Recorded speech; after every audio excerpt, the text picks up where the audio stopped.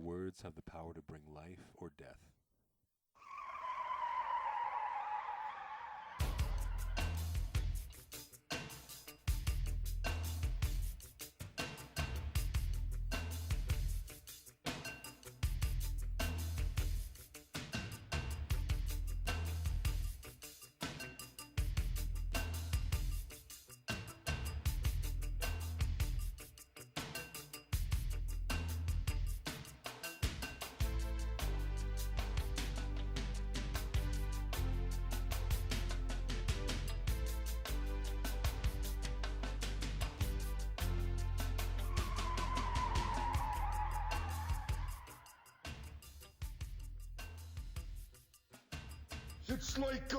It's like the most important man in the world standing here, and you got a conversation going with each other. Thank you, Randy. You know what? I feel like I've got the most important man standing here before me, or should I say seated here before me. Hello, Doug. Hello, Aaron. How you doing? Are you the Aaron in the A part of the DNA podcast? It's a very awkward way of putting it, but yes, I am. Okay. I am the A in the DNA. Would that mean that you're the D in the DNA? Well, you act like an A, and sometimes I act like a D, so I guess, yes, that makes me the D in DNA. And we always know that Doug likes to put the D in the A. It's true. I have DNA in the D, but not in And the I'm A. living now, yeah!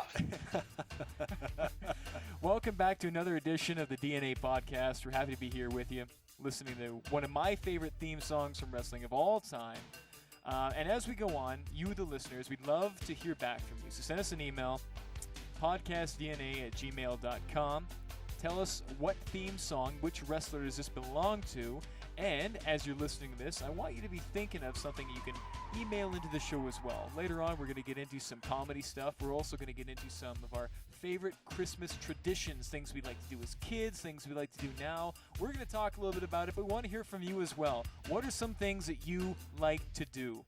Awesome there, and I'm looking forward to this. And you know what? If you're too lazy to send an email because, well, you're lazy, just put a comment on our YouTube video. Let us know. We probably give them a read. Sometimes they're very methodical. Sometimes they're very interesting. Sometimes there's nothing there at all. But you guys are back for episode number 4 listening to us here, so welcome back. Thank you for taking us on our hiatus. Hey, Doug. What? I'm your friend!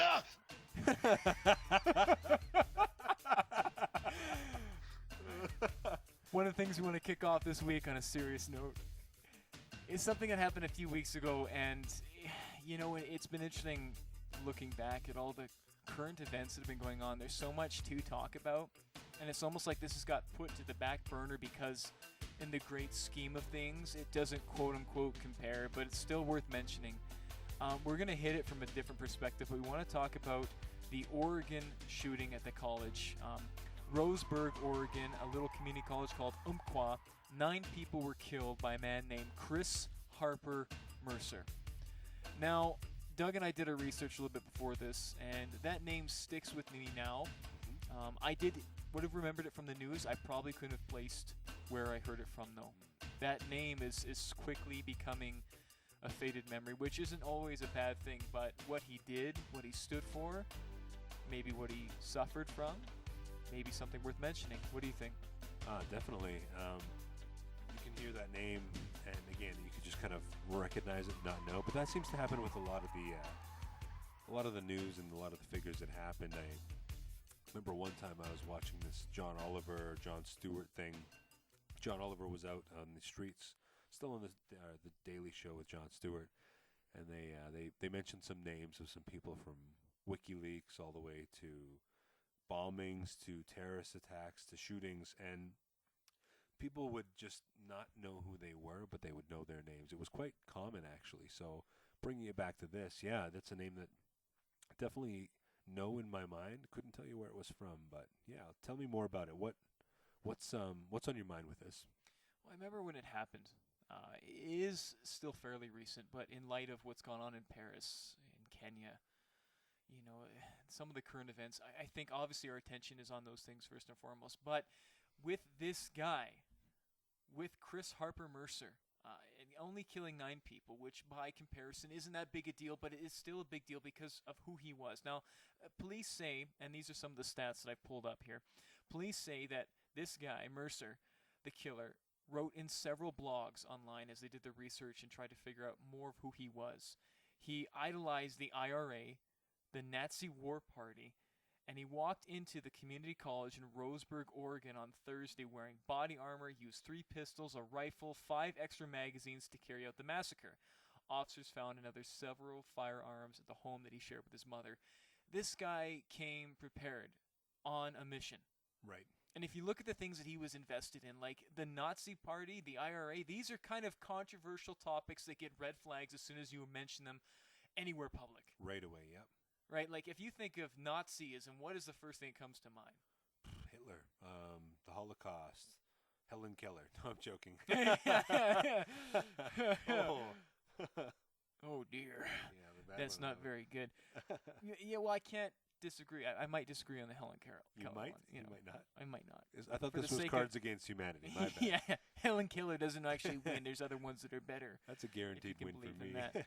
But I'm looking at this. Yeah, you think of the Holocaust. You think Right. of things that people don't associate with happy memories. Genuinely a lot of serious things, all jokes aside. And the same thing with the IRA. Mm-hmm. I mean, very much so. A very controversial group of people. They have a cause. They stood for it. They're willing to kill and die for it. Yep. And they have been. Yep. Nazis, the Nazi Party, the same thing. Yep. Right? And if this is who he's been associating with, then yeah, he had brothers in arms, quote unquote, giving him the backing that he needed and the validity in his emotions and his expression or his desired expression to do something Yep. that he seemingly thought would matter and leave an impact. Yeah. And he did. Now, what's interesting here is that officers said that he left a note prior to carrying out the shooting, Mm-hmm. which indicates that he was depressed and angry. Okay? So depression and angry are his words, and his note that he left is his last will and testament and his last written expression of the world. All right. I am depressed. I'm pissed off. Right. And I think he's also always blaming people. He lamented also in this letter the fact that he did not have a girlfriend, so he's lonely as well. Right. I'm going to infer that. Right. Because that's usually what you're looking for is that companionship, Yeah, you're right? looking for companionship for sure. And he said he would be welcomed in hell and embraced by the devil. Which, let's see, 2 out of the 3 things that he said were right. He was probably angry, depressed. He probably didn't have a girlfriend, but getting accepted into the gates of hell with open arms, I don't know how that works out. That's a long shot on a bet, that's for sure. Well, I mean, that really gives a look into his life, though. Yeah, no doubt. That gives a lens right into his perspective of who he was. Mm-hmm. However, quote unquote, this is the police. His motives remain unclear. Ah, okay. For me, I think there's a lot of motivation that was just written there. Yeah, I think Depression, so. anger, loneliness, Yeah. and resentment for life. And you said he still lived with his mom? Yeah. Yeah, well, maybe he just wasn't getting out in the world. There's a lot of different things there, right? But why do you think they didn't put any cause for motivation? Or sorry, why didn't they put any, causes in there from that letter? I don't know. That's a good question. Hmm. Maybe they couldn't infer it. I mean, for me, it's very easy to read into what he said there Right. and put my own messages and meanings in there because I think that mental illness is kind of a big deal, and he's obviously suffering from it. And the fact that he's having expressions of anger and rage and depression, I mean, these sound like emotional highs and loneliness mixed in, as well as being, quote-unquote, welcomed in hell by the devil, which means that he really didn't find a place here. Possibly delusional? I don't know. Possibly. I don't know. I mean, it's very easy to read those things in. Yeah, definitely. And what's interesting about that, I'm going to take a slight tangent and come back to this. Okay. He also targeted Christians. Right. He would ask, are you a Christian? Mm-hmm. And boom, bang, you're dead. Right. You're about to meet your God real quick. Right. So that tells me also that he had an issue with the church, people who represented faith, Christians in general. I Right. don't know. But he had something in his past or in his present or in his mind at least that led him down toward this is the people group I need to target. Right. Not unlike what happened just recently in the university in Kenya, where 147 were targeted. Yeah. Christians targeted and killed. Yeah, quite a bit. So, I mean, this seems to be becoming a trend also. Yeah. But we can get into that another time. I just wanted to bring that stat. 147 people. That's Kenya. that's massive. And people, I don't want to stand on a political soapbox right now because I know how sensitive of a topic it is. There's stuff that happened in France. There's stuff that happened in Kenya. There's stuff that happened in Beirut. If anyone asks, no, it's not all equal media attention. But we're not the media necessarily, so I can't comment on why or why not. This is very true. But no, our hearts and prayers go out to all of the people in those countries, those families. It's sad to see, and it's part of the things that we're unfortunately getting used to in our lifetimes is seeing acts of terror, acts of a lot of things, aggression. There's so much out there that we're getting used to. Unfortunately, we're becoming numb to it almost. It's becoming commonplace, isn't it? It is. I actually have a stat here that I pulled up. It says shooting sprees are not as rare in the United States as you would think. So they track since 1982 to May of last year, and they counted that at least 61 mass murders were carried out in over 30 states, from Massachusetts to Hawaii. This is since 1982. So we're talking we're in 86, so add 4 more years. We're talking 30, 32, 33 years. 33-year study found that 61 mass murders were carried out in the USA in 30 states. So not even anywhere else in the world. So these things are happening. They've been happening. And just, kind of seeing how that all happens, I think we're more aware of it now than we used to be. Because I think the youngest one I ever remember of a mass murder was probably Timothy McVeigh. I feel like that's the earliest one. That was the Oklahoma City bombing. Goes in, blows up the government building. There's a lot of conspiracy theories around that, but that was a big deal. I remember my parents talking about that. I remember people stopping and thinking and it affecting them. I don't know if that happens as much now these days when we see, terror attacks. It's a lot more commonplace. Yeah. And just think back when we were in high school, and I remember exactly the day of September 11th, 2001. Yep. And I remember gazing at the airport, leaving school, and seeing all these planes parked tail to nose, vast beyond the capacity of what they should have been, but all the planes were grounded. Right. And being in class that day, just every class, we were just watching the news. Yeah. And being kept up to date with what's going on. And it was so surreal that our history was changing. Yeah, definitely. But since that point, I mean, even with school shootings and all these people that are just willing to take lives of others as a means of getting their message out there and expressing themselves, it's happening on an almost weekly basis, and that wasn't the case when we were younger. Right. And interestingly enough, I found one other one here. A study that the FBI performed. They performed it in the years 2000 to 2015. So they were saying that the average amount of the average amount of incidents per year, active shootings specifically, was 6.4 from 2000 to 2008, and then from 2008 to 2015, we're looking at the average is now 16.4. So it's literally jumped up by 10 more active shooting incidents per year in the last 7 years. So not only is it, A, it's been happening for a while, but B, we're also starting to hear more about it. And those are the stats taken, pretty interestingly, again, by the FBI. They're obviously monitoring it and caring about it too, because it is becoming more rampant. It is something that's changing in our culture. And I'm not sure if anyone can really put their finger on why. I think it'd be ignorant just to be able to say, oh, this is the answer, and it's so black and white, and 1 + 1 = 2. I don't think it can be solved quite that easily, but I'm hoping with the discussion we have today, we can at least address one of the things that most people had in common. But I think the silver lining from this whole thing, when I read about Hero, I want to put that title on there, Hero Chris Mintz. Yes. He was the guy who stood in the doorway and blocked that gunman in Oregon's entry into a classroom full of people, and while they escaped, he got shot 7 times. Now, I heard, and I don't know if this is fact or not, so I'm hoping that it is, but I heard that it was his son's birthday, and that he actually was there with his son that day, and that in a report that he'd said that the reason why he was going for the gunman was so that the gunman wouldn't hurt his child, but also the fact that it was his son's birthday was very relevant. It was a very special day.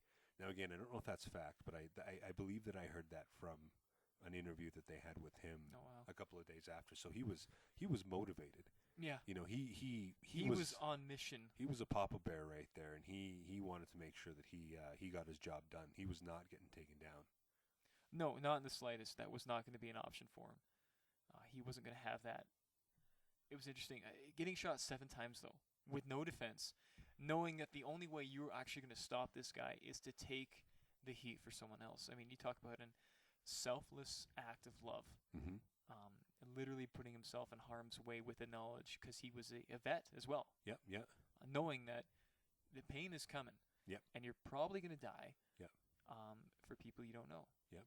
on behalf of your son, your family, your morals. And isn't that interesting though? Just the clash of ideals between um, Chris, the hero, Mm-hmm. standing in front of the gunman, and the gunman himself, Chris Harper. Just to see the differences in approach, it really speaks to their status in life and where they're at. Yeah. Uh, you got this hero, this vet, who's willing to stand in front and take bullets for people. And you've got this gunman who is so detached and so depressed and angry and lonely. And it sounds like he had no real connection or sense of value or love. And that you've got this father who's willing to lay it all down Yeah. for people he doesn't know. I mean, there's just such a different approach to life in that moment, right? Very different backstories. Yeah. And I just checked on CNN. I can confirm it was his son's birthday, and his son was with him. That is the reason he described that he went and defended as hard as he did was because his son was there with him, and he did not want his son to get killed. I can't imagine. I can't imagine actually being in that state, in that place, in that moment. Yeah. Here's a fact for you. Okay. Okay. At least 35 school shootings, which is a high number. And most of these have been done in the last 15 years. So in our lifetime, Mhm. when you and I have come up through junior high, high school, the post-secondary age, and now into the stage of life that we're at, 35 school shootings and or school-related acts of violence have been committed by those taking or withdrawing from psychiatric drugs, resulting in 169 people wounded and 79 killed. That is staggering. Right? That would be almost considered proof, if not proof, that there's obviously correlation there. There's more than just a coincidence. Well, what's interesting about those facts for me, and I don't know if they stand out the same way to you, is that most of these psychiatric drugs are being prescribed to treat mental illness. Right. So there's two things we have in common with most school shooting scenarios, is that people have these two things in common. They're on psychiatric drugs, heavy-duty meds, and those meds are there to serve a purpose. That purpose is to try and treat mental illness. So you've got people on drugs, and you've also got people who are mentally ill. Right. With access to weapons. Right. Right now, a lot of these stats do come from different websites that are trying to combat the gun control laws, because they're Right. saying it's not just about the guns, which I have different opinions on. But it's interesting that you look at the situation, and the common ground is mental illness. So isn't that really something we should be looking at? Is how do we work with people and approach people, and start combating things like depression, Right. anger, sadness, loneliness, disconnect, lack of lust for life, as Iggy Pop would say, right? Like, there's a lot of people walking around like this, though. Yeah. There's a lot of people that suffer with mental illness, I being one of them. Yeah. And there's nothing worse than feeling like you're siloed and feeling numb and not able to experience any sort of emotional connect or anything like that with somebody else. Right.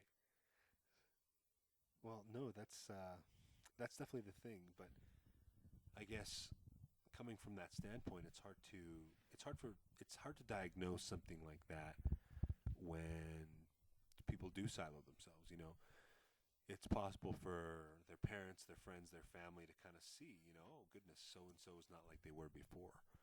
They've hit a bout of depression for whatever reason it may be. But I find that a lot of people don't know how to actually deal with mental illness. And oddly enough, Aaron and I did a chaplaincy training program with CPS. And one of the first courses we went to was about mental illness and how it affects your job, and how to counsel and speak with police officers and work their way through many topics. And it's interesting how they went through things to, essentially a lot of the things, unfortunately, at the beginning, to start it off, the person really needs to want to have help. They need to come forward a lot of the times and make it known that they need that help, because it's hard to diagnose the average person. It's easy to kind of see, unless you're really close to the person, it's hard to see through a facade of a fake smile, if you will. And B, even if other people see it, you can't force somebody to have help. You can't, you can bring a horse to water, but you can't make it drink, is the saying. So even if they are going through really rough times and it is potentially dangerous to themselves or to other people, it's not guaranteed that they even want that help. No, and it's interesting talking with Melody about some of this stuff. Being a youth pastor, I work with a lot of youth, and we come across different stories where you've got youth that are starting to cut as a form of self-medicating in their state of mental illness because it's fresh, it's new. Right. They're feeling numb, and they're feeling, man, like I just wish I could be in control of something. And self-medicate in a way that I get a temporary release and a temporary artificial peace, even though nothing's getting fixed, but I'm treating that symptom just for a moment. Right. And that cutting, that sense of control and power, and that release of endorphins that makes you feel instantly good as your body reacts to the physical pain is enough for some people to get addicted and just amplify and compound the problems. Right. And listening to my wife's stories as she comes home from working in the psychiatric units at the hospital, Yeah. and some of the people she works with and some of her skills, but I'll tell you what, she is not fooled by anything, and she's not blown away by anything, and just some of the stories she comes home with and her approach and her willingness to jump right in and be like, this, and this, and this, let's get you this, and here's a contact, and it's amazing how she just has a whole different level of skill set when it comes to dealing with mental illness for people. Right. Because that's literally one half of her job. Right. And I know it benefits me because some of the things she says I get to take in and be like, yeah,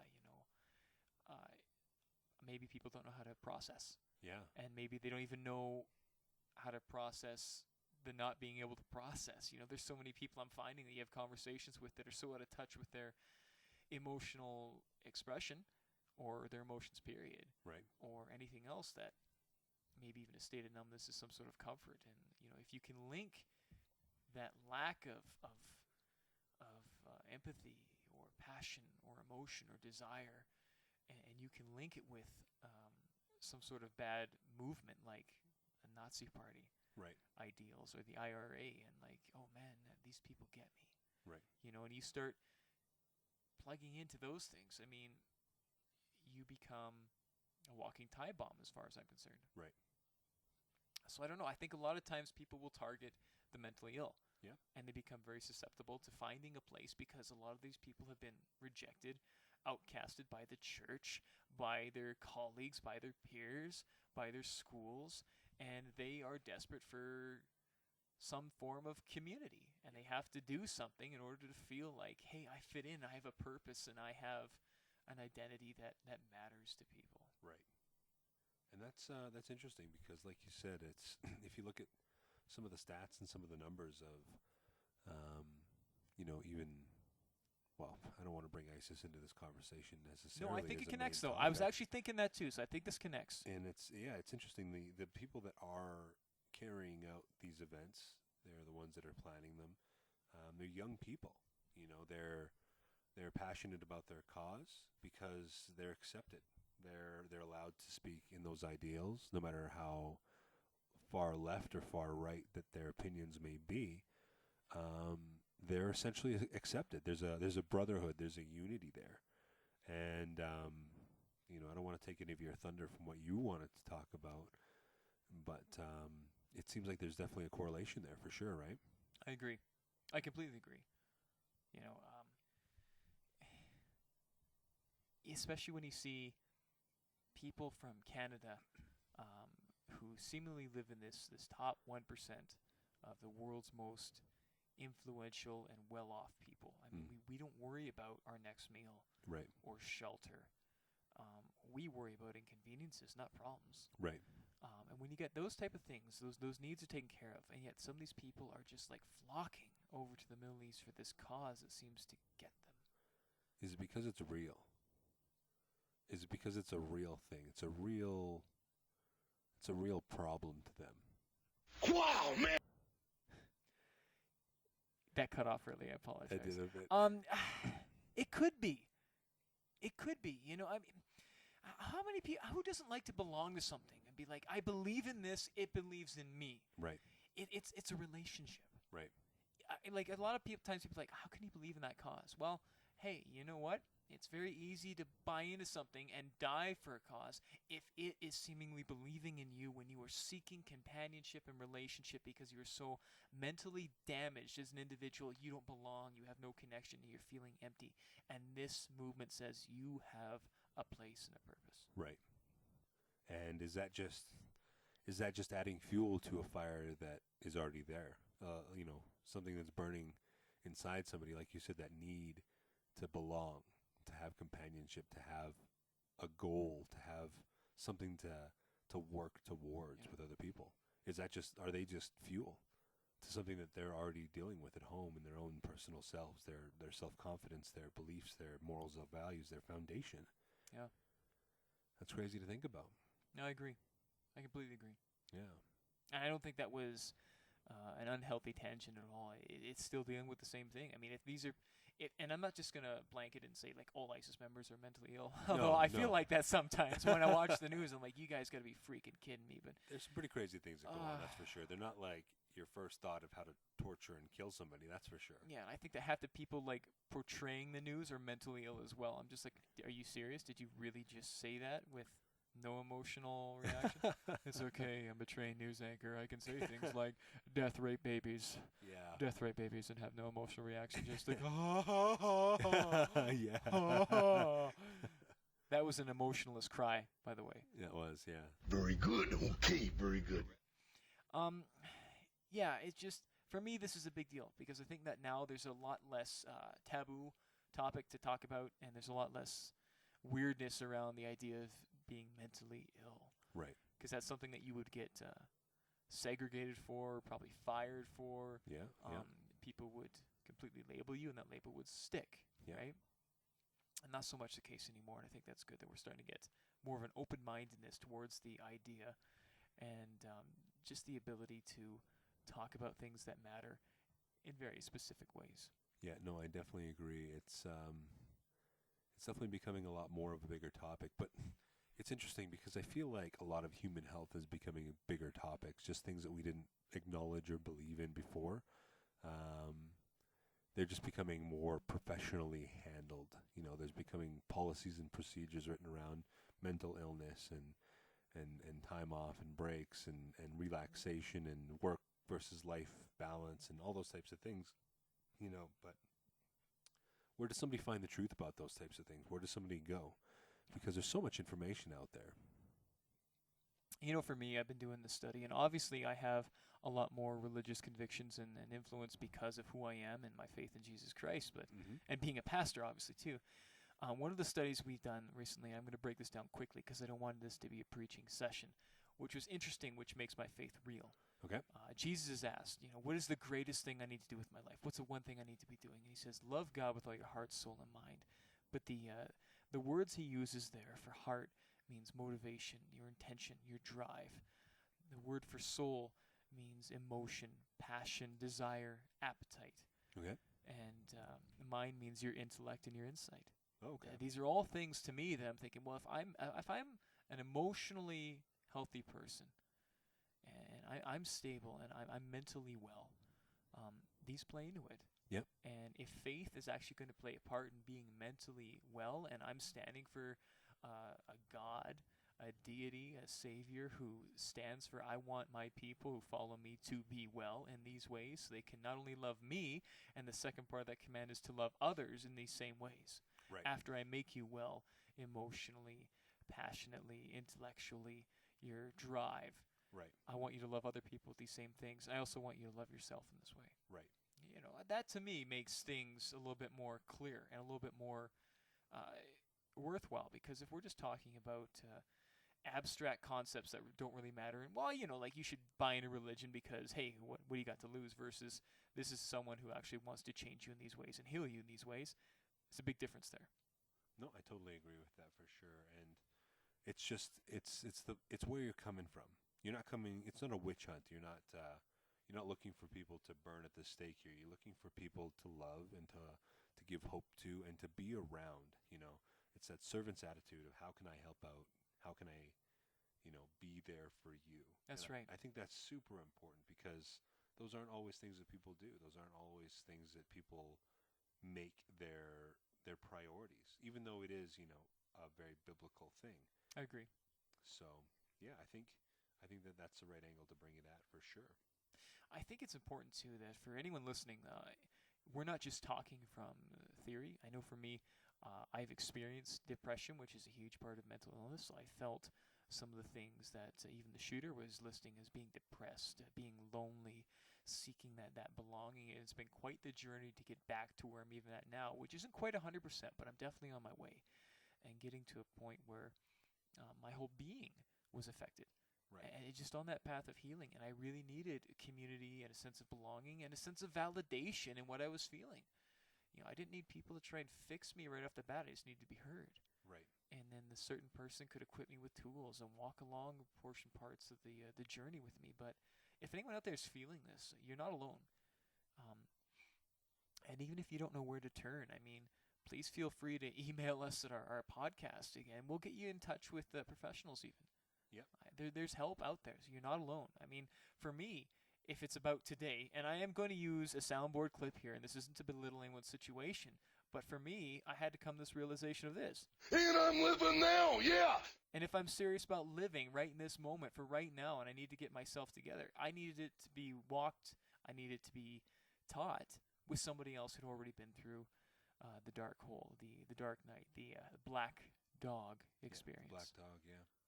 That's what Winston Churchill called it. He called it leashing the black dog, and essentially it was overcoming depression, overcoming all the sadness from, things that were happening in the world. At that point, it was World War II, hearing about people dying, friends, family, cities being bombed around you. And he talked to the British people, and he said, you got to get a leash on that black dog. You got to make sure that you keep in touch with yourself and the people that you need to be in touch with, because if you don't know who you are, if you don't know what you are, if you don't have that belief in yourself, then that's the easiest times in your life when you can get attacked, because you'll believe anything about yourself if you feel negative about it. So those are the times when you buy into the beliefs. Those are the times when you buy into the things that could be negative or even positive if you go in a positive direction. But you really need to be careful, because that is a super fragile state that anything can really speak into your soul. Absolutely. Yeah. You know what? If you have a story of victory, maybe you're struggling right now, but you're feeling a little bit more confident about your mental illness, or maybe you know someone who's struggling too and you want to share their story, we'd like to share it for you. If you want to have someone who has a voice, if you want to have a voice, let us know.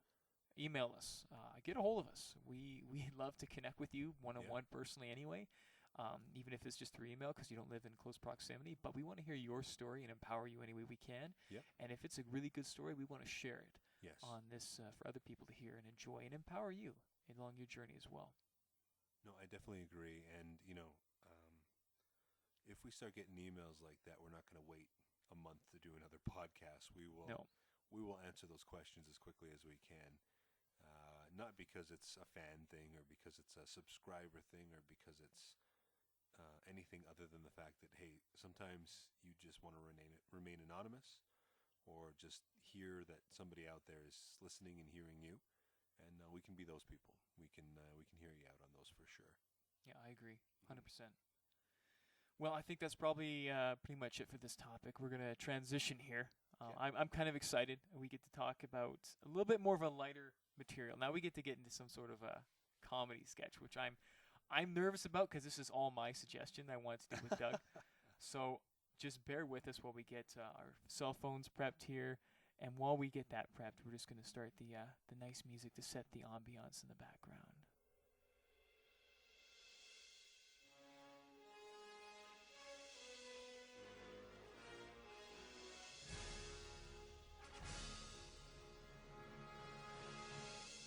So part 1, I will be reading green text.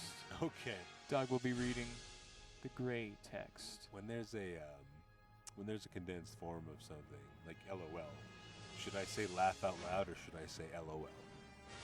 I'm going to leave that up to you. Oh, man. So this next segment, if it's popular enough and goes well, we're going to call it the autocorrect actual conversations. We'll probably have to work on that name. It doesn't exactly slide off the tongue like silk, but...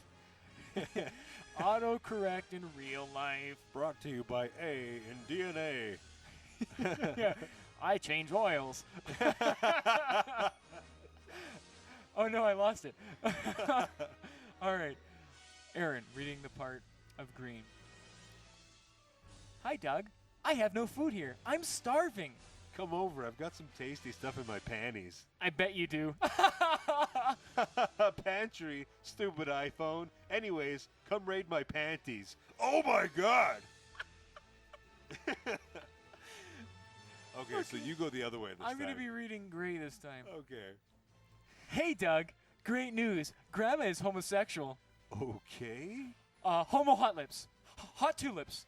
I'm getting fisted now. Frustrated. Grandma is HOME from HOSPITAL.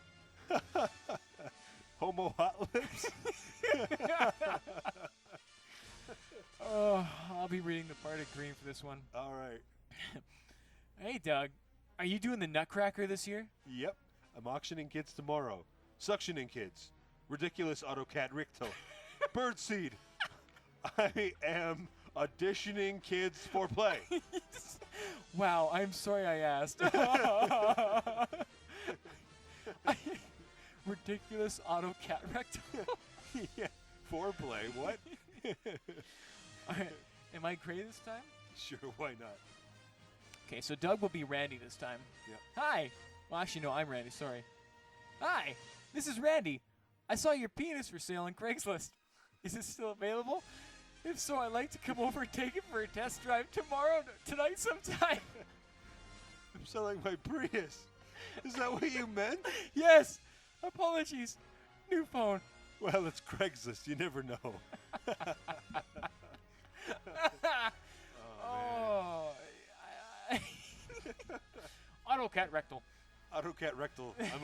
I'm auditioning the kids for foreplay. Oh, that just made my day right there. That was so pretty good. So we'll try and come up with some more of those going in the future. It's funny when you read it out loud, like an actual text, like it's a play. Yeah, yeah.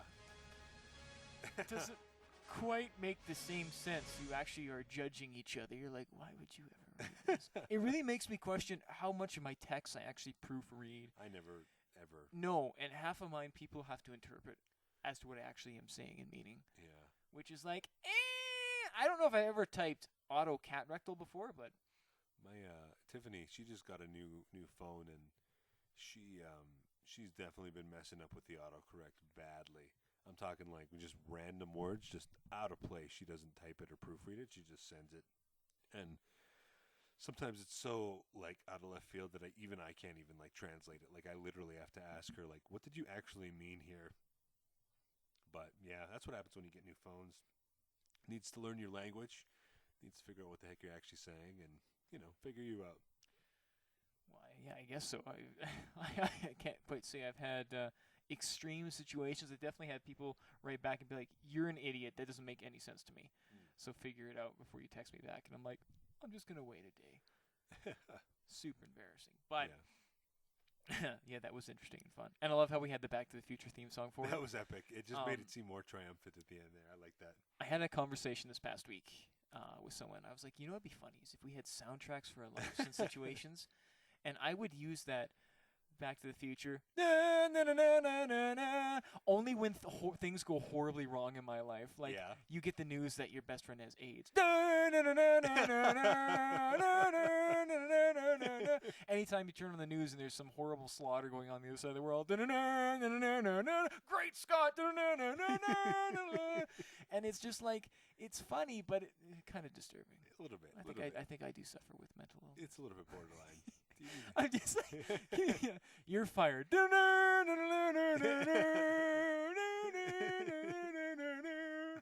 This is heavy, Doc. Great Scott! Great Scott. You know, like, I think that would actually be pretty good. That would be pretty good, actually. All right, so Christmas traditions. Yeah, Christmas traditions. Christmas traditions.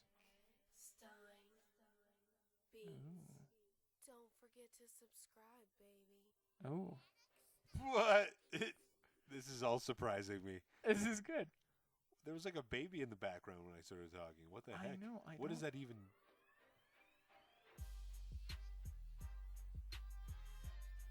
Huh? What the heck? Christmas theme. Name that song. pornographic "Come All Ye Faithful." Is that why you chose the word "come all you"? I think that's why they made a porno version of it. Who's faithful? Wait, I hope there's lyrics. It doesn't seem to be. This is the Nightmare Before Christmas remix, and it's not nearly as good as I thought it would. Not be. what I was expecting. Damn it, we had to like record a podcast for an hour. You just drop it in there. Something strange. Is this a Jonathan Davis? No. Wow. Speaking of, I was at Costco today, and I did see a 20th anniversary Nightmare Before Christmas DVD, Yeah. which is not actually a Christmas tradition for me. It's a Halloween tradition to watch that movie. Yes. But we're on Christmas traditions today, aren't we? Well, Just this random technically, traditions? yeah. I think I kind of screwed that up by playing the Nightmare Before Christmas theme song. But I think you know there is what? people that watch this for Christmas. I think that there definitely is. That leads me. One of the things I watch for an annual tradition, which I've been doing for 25 years in a row now. Okay, and you're 25 you're years. 29 now. Yeah. So literally, when you were 5 years old, you started doing this. My parents did it, Okay. and I just kind of was around it, and then it became my tradition, especially Okay. for the last decade. Okay. I watch Christmas Vacation Oh yeah. every year. Like, that's something I have to do. It doesn't matter when, what time, but I do it. Melody Yeah. and I have done it too. The last 5 years we've been married, and That's so awesome. she likes it, which is good, but it's something I have to do. Yeah. Yeah. So I- that's tradition number one. That's pretty good. I think I'll go. Let's see. My tradition for movies. I watch a couple movies, but the holiday tradition for me is to watch Rudolph the Red-Nosed Reindeer, the claymation version. All the claymations I'm a fan of, but Rudolph the Red-Nosed Reindeer is my number one go-to, and I need to be eating. That's a gooder. And I need to be eating North American Chinese food while I do it. So that's actually Really? a Why? thing that Where did that come from? that's my parents also. That's something we did. Is we would just chill out. We'd order in delivery from an Asian food place, and we'd just watch claymations, and we'd eat Chinese food because it's supposed to be a relaxing holiday, and we just relax and have fun together. And I think it's a little bit odd for sure. And I think every time I tell people about it, they're thrown off by it. They get the Rudolph part, but the Chinese food part throws them off. But it makes me actually love it more because it's so different than other people's holidays.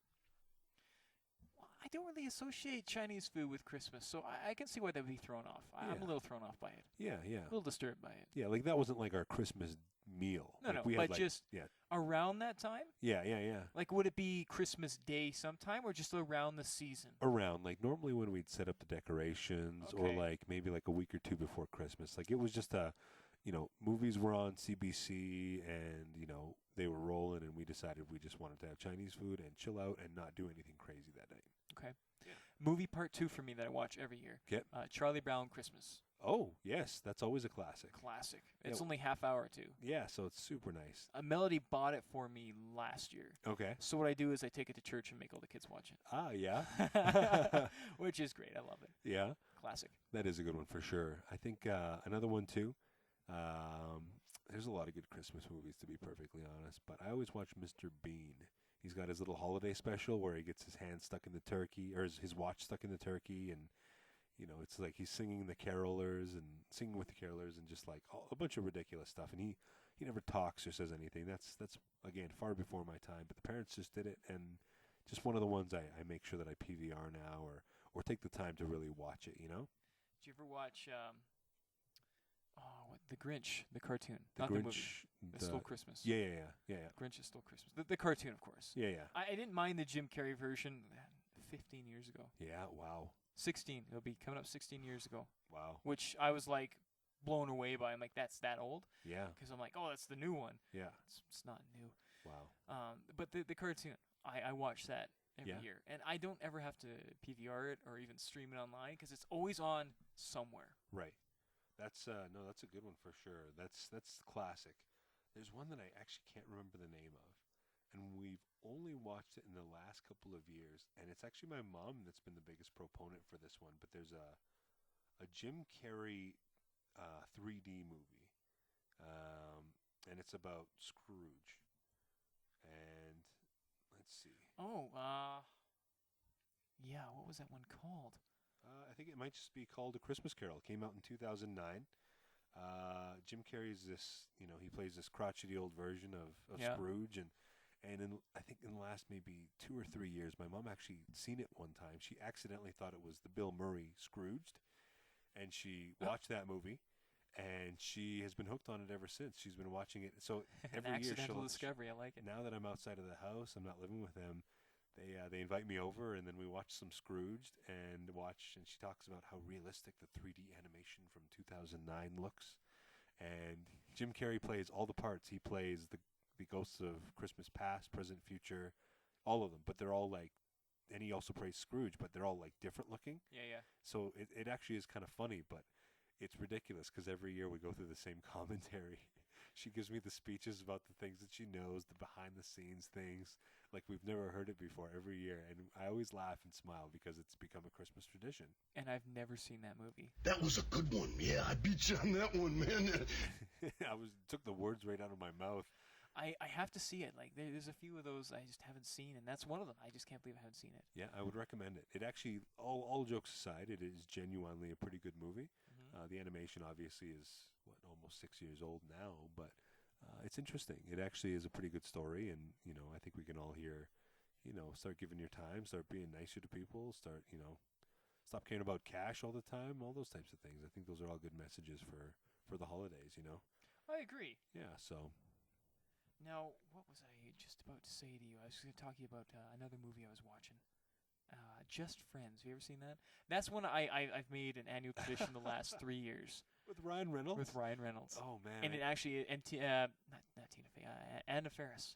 Anna Faris, yeah. Yeah. Chris Pratt's wife. Chris Pratt's wife. Yeah. So funny. Really? And it's all around Christmas, so it's one that Melody and I watch every year. I love the fact that he plays like an ex-fat kid. I'm like, I can relate to that.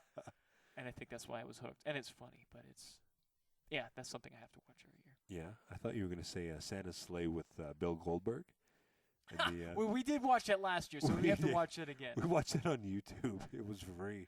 That's how ghetto it was. You know what we might have to start making an annual tradition? What? Is Krampus. Krampus. Krampus. Not Krampus. That sounds like... Krampus That's is when I have like the dumps that where my anal cavity is squeezed in pressure. It's also the old age home in Falcon Ridge. There's a guy that lives there named Krampus. I'm excited to see that, though. Yeah. I think, oddly enough, one of my favorite short Christmas episodes that I've recently gotten into, I don't like the show that much, but American Dad. There's a season, I believe it's season 8 or 9. They have a Christmas episode where it's all Mad Max style. Amazing to watch. Are you serious? It is so good. The end of Brace the world yourself. happens. Music's going to start. Okay. Please continue, though. All right. I can get into this. But yeah, it's like Mad Max style. So the end of the world happens right before Christmas, and it's their Christmas special. And yeah, very solid, very funny. People are always thrown off by it, but totally worth it. Worth a watch for sure if you can find it. Okay. Yep. I can't believe I haven't seen that one either. But it's funny how our traditions already, what we've been listing off is movies. Yeah. I think you and I are probably like movie enthusiasts, though. So Definitely. I mean, it doesn't really surprise me. Yeah. What about favorite things as a kid? Is there anything different you used to do as a child that you can remember that were traditions? My family would always go to church on December 24th. It wasn't, since we weren't Catholic, we didn't go to midnight mass, but there'd always be like Christmas Eve services. Yeah. And we'd always like go, and it would always be like the most packed service in the entire year because like everyone goes, even if they're not Christian, they all like pack in there. Yeah. And you're like standing room in the back. You're like, we're members at this church. Yeah. Give me my seat. That's right. You cruel bastard. That's right. Heathens. But no. But that was always a thing. And then we'd go to midnight mass essentially, and then we'd go to Denny's, and we'd eat at Denny's at like 1 a.m. in the morning because my family's a bunch of night owls. So we'd eat like whatever food, and then we'd go home and we'd sleep, and then we'd wake up for Christmas Day the next day. Oh, yeah. Like it. Like it? Like it a lot, man. We used to do the Christmas Eve service as well, and all the churches we went to, we usually only did one church but many services, and it was always the candlelight service. Did you ever do that? Oh, yeah. And that was cool. Like, we actually had legit candles. And Yeah.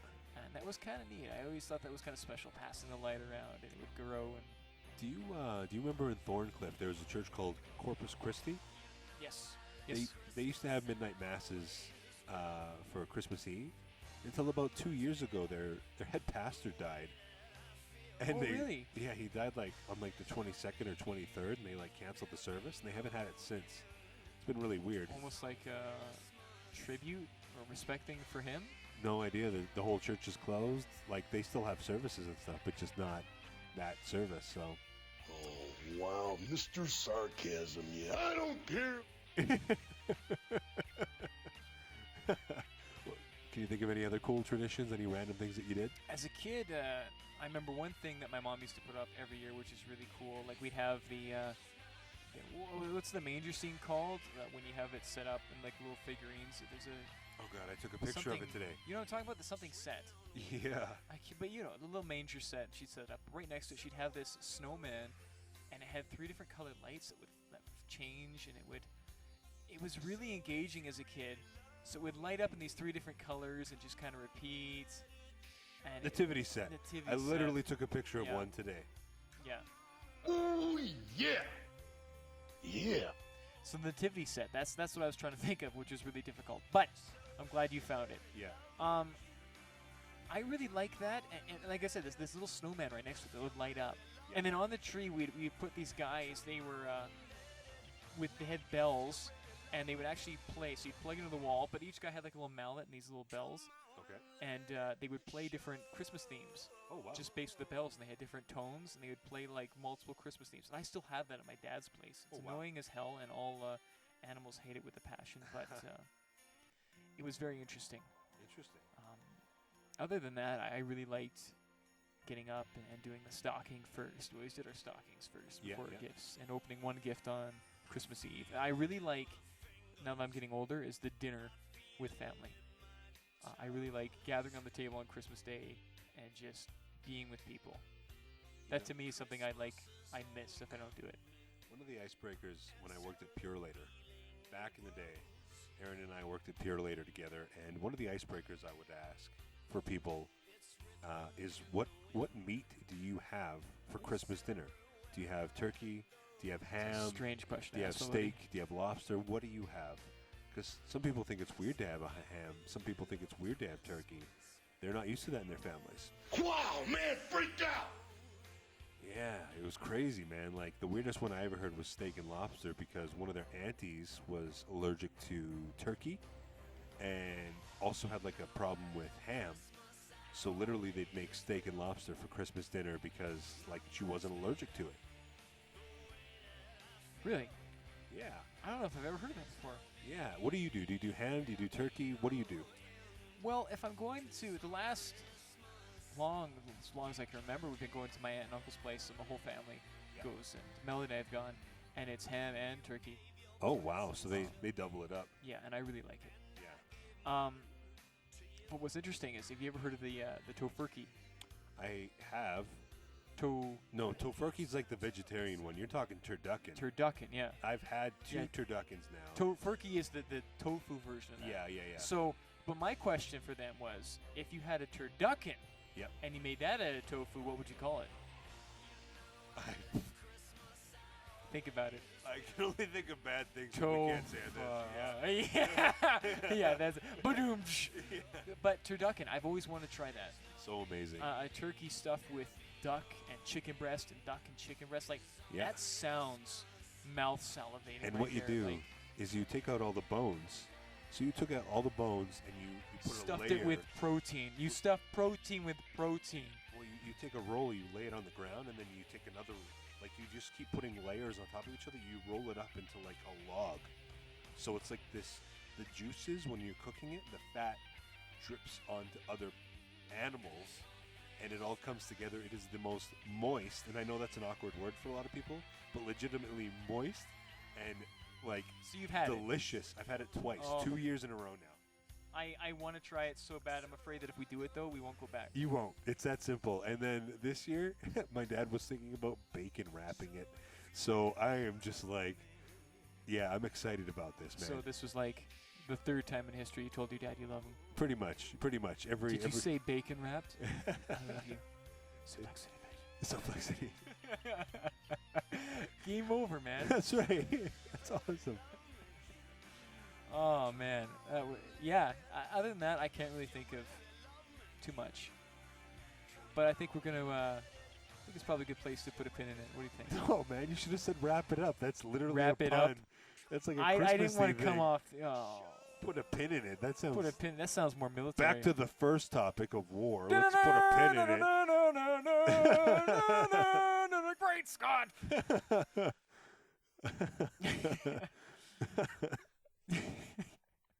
Tonight!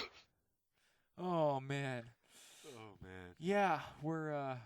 This is not our strongest ending. No, we. Wait. Do us a favor, people. If you want to throw us a bone, as we're talking about Christmas traditions, send us an email. Tell us about some of yours. So tell us your stories, what you did with your family. I want to hear the weird stuff too. Yeah. Like if you all got dressed up in onesies and then went downstairs and walked around a candle for half an hour before you opened presents, I want to hear about it.